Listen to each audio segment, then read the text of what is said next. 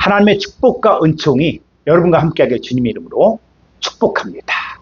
자, 오늘 함께 나눌 하나님 말씀의 제목은 네 가지 땅 계획 비밀. 오늘 첫 번째 시간입니다. 오늘 본문 말씀은 마태복음 13장 19절로 21절의 말씀입니다. 아무나 천국 말씀을 듣고 깨닫지 못할 때는 악한 자가 와서 그 마음에 뿌려진 것을 빼앗나니 이는 곧 길가에 뿌려진 자요. 돌밭에 뿌려졌다는 것은 말씀을 듣고 즉시 기쁨으로 받되 그 속에 뿌리가 없어 잠시 견디다가 말씀으로 말미암아 환난이나 박해가 일어날 때는 곧 넘어지는 자요. 아멘. 우리가 신앙생활을 한다는 것은 전적인 하나님의 은혜입니다. 내가 말씀을 깨달았다. 신앙생활을 할 수 있는 것도 아니고 들을 수 있는 귀와 깨닫는 마음과 보는 눈이 있어야 합니다. 참된 신앙생활은 아버지 하나님께서 허락하셔야만 가능합니다. 2000년 전에 예수님이 하나님이신 그 예수님도 직접 인간의 몸으로 오셔서 천국 복음을 전하셔서도 어떤 사람은 예수님을 나의 구주, 나의 하나님으로 믿고 죄사함을 받은 사람도 있지만 어떤 사람은 예수님을 시험하고 정죄하고 판단하여 예수님을 죽이기까지 했습니다. 메시아가 와서 회개하라 천국에 가까웠느냐고 외쳐도 관심도 없고 또 자기들이 원하는 메시아를 여전히 지금도 기다리고 있는 사람들이 있습니다. 예수님 말씀을 들으면 맞는 것 같은데 예수님을 따르자니 버릴 것들, 희생할 것들이 많다 보니 예수님을 따르기를 포기한 사람들도 있었습니다. 부자 청년은 영생을 얻기 위해 예수님을 찾아왔습니다. 그럼 계명도 지키고 절기도 지키고 안식일도 철저히 지키는 종교적으로도 흠이 없어 보였습니다. 그러나 예수님께서 와서 나를 따르라고 하셨을 때 그는 재물이 많은 거로 근심하며 돌아갔습니다. 결국 그는 예수님보다 재물을 더 사랑했기에 예수님을 따르는 것을 포기했습니다. 성경 그런 사람들을 향해 사람의 영광을 하나님의 영광보다 더 사랑했다고 했습니다. 예수님을 3년 반이나 쫓아다녔던 가룟유다. 결정적인 때에 예수님을 팔아넘겨 예수님을 죽게 하였습니다. 자, 왜 이런 일이 생기는 것일까요? 자, 오늘은 네 가지 땅의 비밀 중에서 길가밭과 돌밭에 속한 자들의 삶에 대해서 함께 말씀을 나누겠습니다. 첫 번째, 길가밭의 상태입니다. 마태복음 13장 19절의 말씀입니다. 아무나 천국 말씀을 듣고 깨닫지 못할 때는 악한 자가 와서 그 마음에 뿌려진 것을 빼앗나니 이는 곧 길가에 뿌려진 자요. 자, 천국 말씀을 들었어도 깨닫지 못하는 사람들이 있습니다. 세상 말은 잘 듣고 똑똑하고 이해가 빠르지만 천국 말씀에 대해서는 들을 기가 없는 사람입니다. 자, 이럴 때 악한 자 마귀가 와서 그 마음에 뿌려진 말씀을 빼앗아갑니다. 자, 그런데 문제는 이 사람들이 전혀 예수님을 믿지 않는 사람들을 말하는 것이 아니라는 것입니다. 예수님께서는 이 천국의 비밀을 아는 것이 너희에게는 허락되었으나 저희에게는 허락되지 않았다고 합니다. 저희가 누구냐? 바로 종교계 지도자로 살고 있는 서기관 바리새인 대제사장들을 말하는 것입니다. 왜 이들은 천국 말씀을 들어도 깨닫지 못했을까요? 이들은 하나님의 말씀에 순종하는 것이 아니라 자신의 욕심과 유익을 정당화하는 수단으로 말씀을 이용했습니다. 심지어는 하나님 말씀을 사람의 계명과 교훈으로 가르치면서 자기네 교파 사람으로 만드는 일을 열심히 했습니다. 하나님을 향한 이 경건을 자기 단체를 유지시키고 부흥시키는 이익의 재료로 생각했습니다. 이들은 하나님 말씀을 들을 때 회개하고 돌이키기는커녕 자기네가 추구하는 것과 맞지 않으면 하나님 말씀을 요구로 여기고, 심지어는 왜 이렇게 귀찮고 번거롭게 예물을 드려야 하느냐고 하면서 하나님을 원망하고 불편했습니다. 이들에게 속한 자들은 하나님 말씀을 들어도 알아듣지 못하고 깨닫지 못합니다. 예수님은 이런 사람들을 향해서 화했으시죠. 의식하는 서기관들과 바리새인들이여, 너희는 교인 한 사람을 얻기 위하여 바다 육지를 두루 달리다가 삼키면 배나 더 지옥 자식이 되게 하는도다 라고 하셨습니다. 당시 바리새인들은 개종자들을 얻기 위해 먼 곳까지 다니며 열심히 전도했지만 이들은 하나님의 뜻보다는 사람의 전통과 의식을 가르치고 있었기 때문에 예수님은 이들을 향해서 맹인이 맹인을 인도한다고 했으며 천국문을 사람들 앞에서 닫고 자기들도 들어가지 않고 들어가야 하는 자도 들어가지 못한다라고 했습니다. 이들이 바로 하나님 앞에서 맹인, 귀머거리요, 문둥병자요, 중풍병자들입니다. 이런 사람들이 오늘날에도 있는데 자기네 이익을 위해서라면 얼마든지 다른 예수, 다른 영, 다른 복음을 가르치고 또 다른 교훈을 가르치는 자들인데 이들은 진짜 복음을 들어도 깨닫지 못하고 알지 못한 자들. 하나님께서는 이들에게 성경을 보아도 깨닫지 못하게 하는 이 잠들게 하는 영을 부어주셨다고 하셨습니다. 이들을 향해 예수님은 귀 있는 자들은 들을지어다 라고 말씀하십니다. 여러분, 지금 남을 보지 말고 나는 현재 하나님 말씀을 들을 때 들을 수 있는 귀가 있는가 생각해 보아야 합니다. 그래도 여러분이 지금 이 자리에서 말씀을 듣고 있다는 것은 아직 가능성이 남아 있다는 것입니다. 혹시 여러분이 말씀을 들어도 재미가 없고 또 의무감으로 느끼고 또 깨닫지 못한다면 여러분 이 말씀을 붙들고 기도하십시오. 시편 119편 18절입니다. 내 눈을 열어서 주의 율법에서 놀라운 것을 보게 하소서. 여러분 이 기도가 필요합니다. 하나님 내 눈을 열어서 주의 법에 귀한 것들을 보게 해주소서. 이 간절한 마음이 있어야 됩니다. 자, 시편 119편 33절로 35절입니다. 여호와여 주의 율례들의 도를 내게 가르치소서. 내가 끝까지 지키리이다. 나로 하여금 깨닫게 하여 주소서. 내가 주의 법을 준행하며 전심으로 지키리이다. 나로 하여금 주의 계명들의 길로 행하게 하소서. 내가 이를 즐거워합니다. 여러분 잃어버린 물건을 찾듯이 하나님의 지혜와 비밀을 깨닫게 해달라는 간절한 마음이 있어야 합니다. 여러분 신앙생활이라는 것은 무조건 하나님만 역사하는 것이 아니라 하나님께서 역사하시고 하늘문을 열어줬지만 우리도 하나님을 간절히 찾고 사모하는 마음이 있어야 됩니다. 그래서 사도 바울은 에베소 교인들을 향해서 이 기도를 하라고 했습니다. 에베소 1장 17절로 18절의 말씀입니다.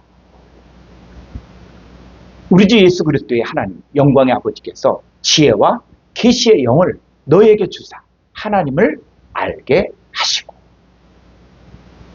너희 마음의 눈을 밝히사 그의 부르심의 소망이 무엇이며 성도 안에서 그 기업의 영광의 풍성함이 무엇이며 아버지 하나님께서 이 지혜와 계시의 영을 주셔야만 하나님을 알게 됩니다.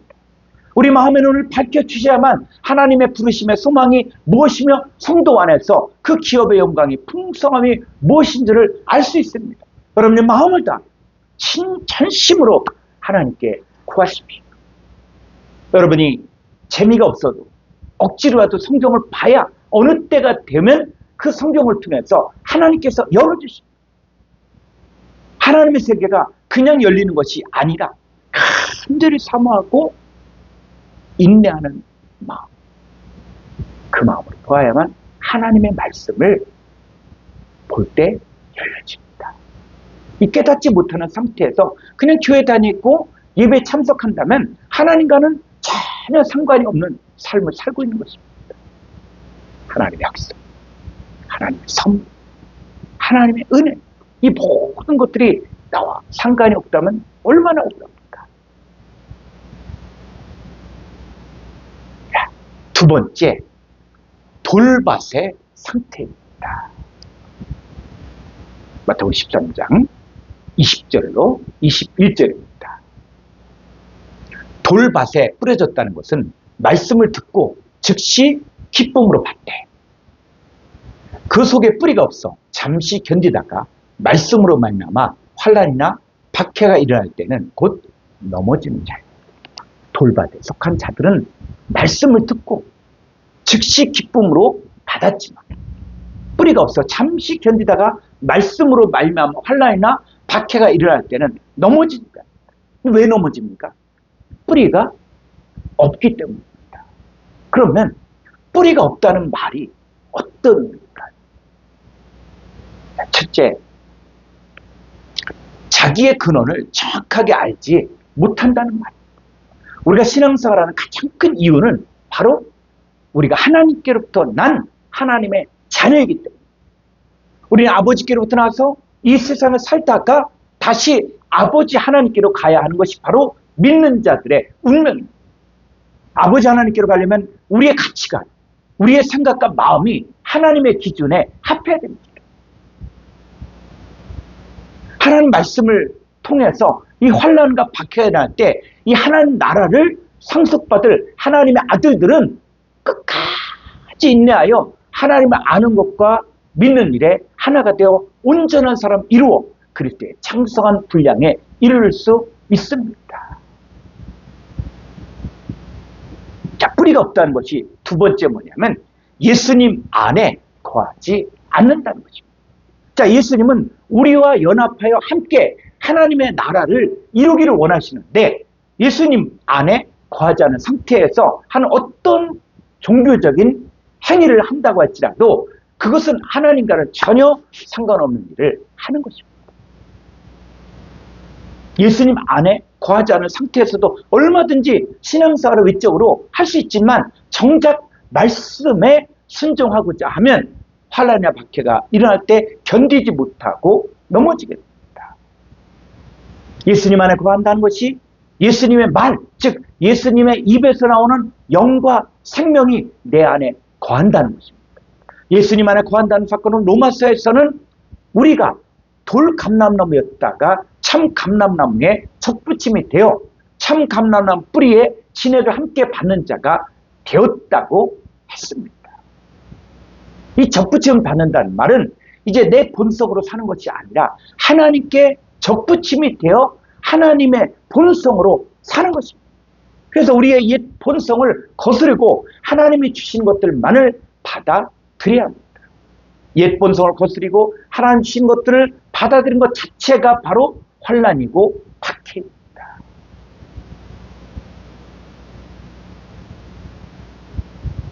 야고보 3장 14절로 16절입니다.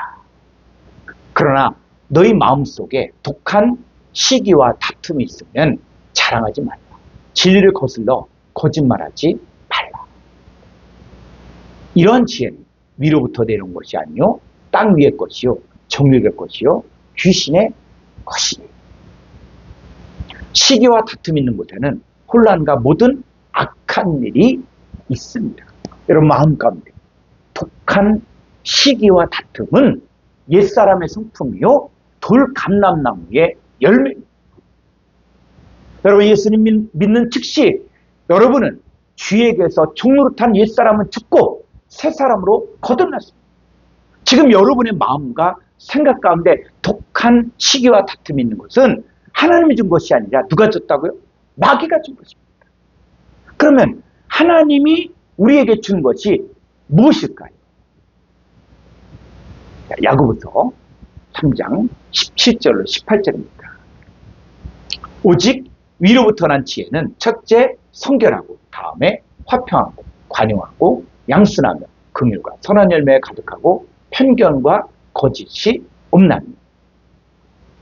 화평하게 한 자들은 화평으로 심어 의의 열매를 거두느니라.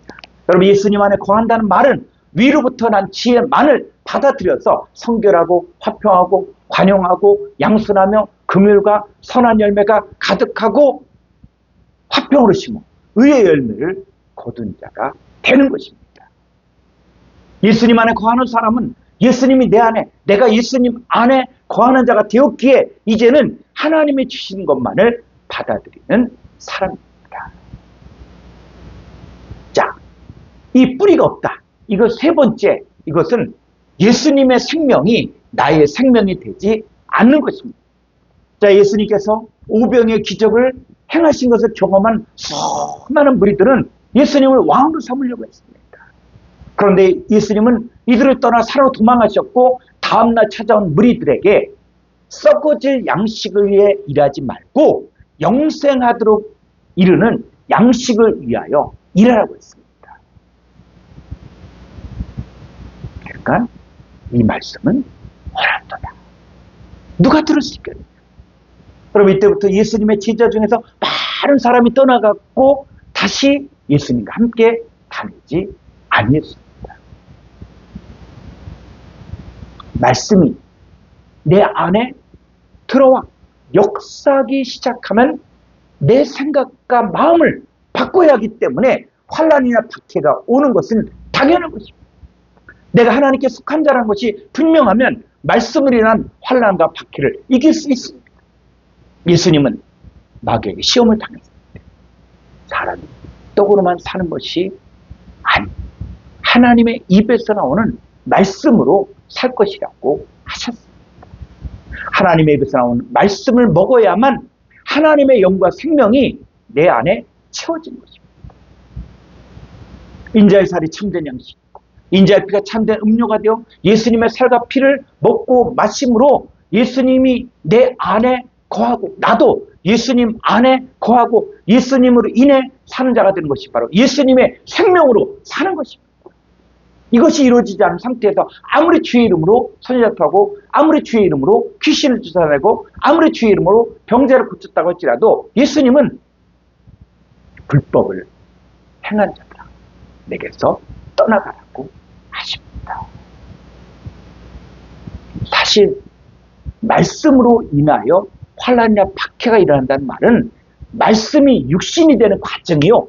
하나님 말씀이 입과 마음에 새겨져 하나님의 백성이 되는 과정입니다. 그래서 믿음의 선진들도 고난당한 것이 내게 유익이라고 했으며 고난은 인내를, 인내는 연단을, 연단은 소망을 이룬 줄 알기 때문에 환난 중에도 출구할 수 있는 것입니다.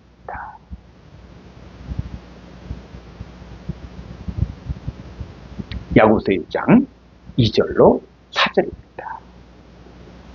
내 형제들아 너희가 여러 가지 시험을 당하거든 온전히 기쁘게 여기라. 이는 너희 믿음의 시련이 인내를 만들어낸 줄 너희가 알미라.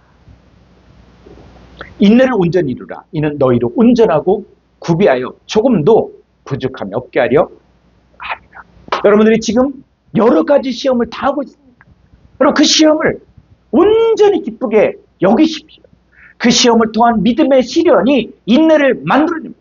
그러면 그 시험 가운데 온전하고 구비하여 조금도 부족함이 없게 해주는 것이 바로 하나님의 섭리입니다. 자, 야고보서 1장 12절을 보겠습니다. 시험을 참는 자는 복이 있나니 이는 시련을 견뎌낸 자가 주께서 자기를 사랑하는 자들에게 약속하신 생명의 면류관을 얻을 것이기 때문이다. 여러분, 시련을 견뎌낸 자가 주께서 사랑하는 자들에게 약속하신 생명의 면류관을 얻습니다. 여러분, 운동선수가 극한 훈련을 받아야만 정말 훌륭한 선수가 되는 것처럼 우리 신앙인도 시련을 견뎌내는 것이 환난과 박해가 아니라 오히려 생명의 면류관을 얻는 과정일 뿐입니다.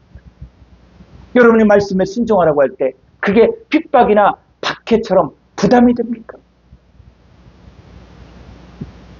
그러면 그것 때문에 여러분이 복을 받지 못하는 것입니다.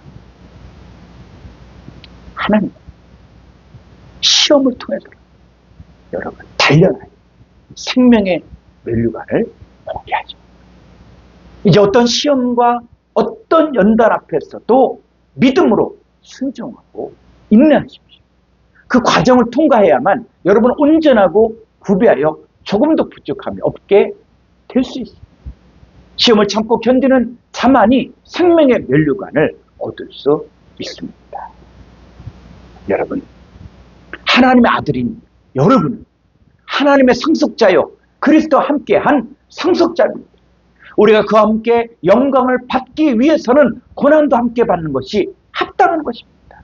그런데 말씀을 인하여 환난이나 박해가 일어날 때 넘어진다는 말은 장차 우리에게 나타나는 영광을 모르기 때문입니다. 우리는 땅의 세계에 살고 있지만 하늘에 속한 자의 삶을 살 사람들입니다. 여러분은 하늘의 시민권을 가진 하나님의 아들들입니다. 여러분, 위의 것을 생각하고 위의 것을 찾고 위의 것을 구하는 여러분 되기를 주의 이름으로 축원합니다. 아멘.